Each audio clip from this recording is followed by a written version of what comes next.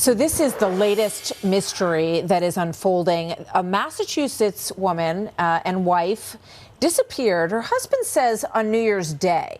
He's now been arrested for misleading investigators, and now prosecutors say that a damaged knife and traces of blood have been uncovered in their basement.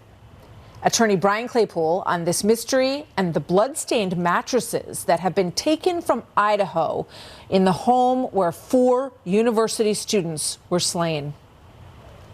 With that, we want to bring in Attorney Brian Claypool on both of these cases. First, the Idaho murders. Brian, it's good to have you with us. I just want to put up on the screen, because, you know, people were talking about this everywhere I went over the weekend at some point in their discussions, the 8-hour time gap that it took for the young woman who lived downstairs in this house.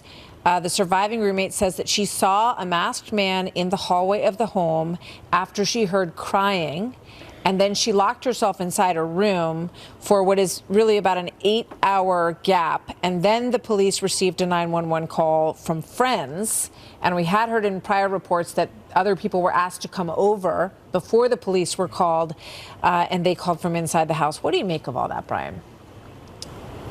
Hey, Martha, great to be back with you. Look, no matter how heavy and how powerful the forensic evidence is going to be at the actual crime scene, make no mistake about it, Kohberger's lawyers are going to conduct a trial within a trial. What do I mean by that?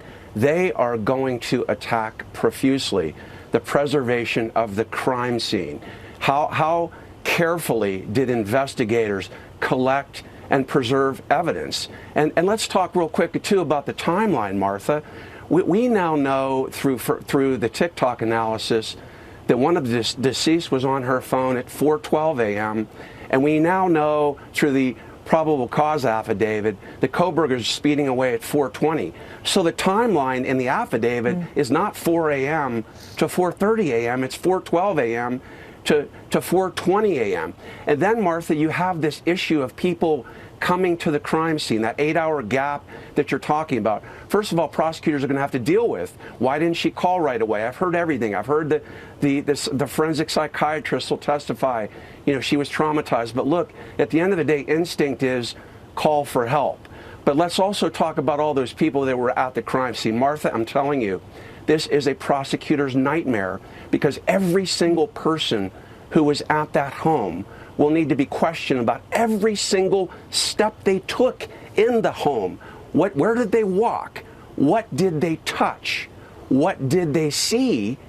That can all potentially contaminate evidence, number one. And then number two, it could potentially create inconsistencies in stories that they have given to investigators. Yeah, and they're going to be looking for just 1 or 2 jurors who think that there's a reason to doubt anything about the case that they're building. We've got a long, long way to go in this one. I want to ask you a quick question about Anna Walsh's case. What hits you when you hear the reporting on that so far today? Well, I think he's in a heap of trouble for a couple of reasons. First of all, he's the last person to see her, and unlike in the Idaho murder case, you have a weapon, and they're going to have a DNA swab of him. They're going to test that with the blood on the knife, and if it's a match, then he is going to be convicted. All right, that is one to watch. It's a growing story. A mom of 3 young boys and her husband now in custody related to the case. Brian, thank you very much. Always good to have your take. Yes.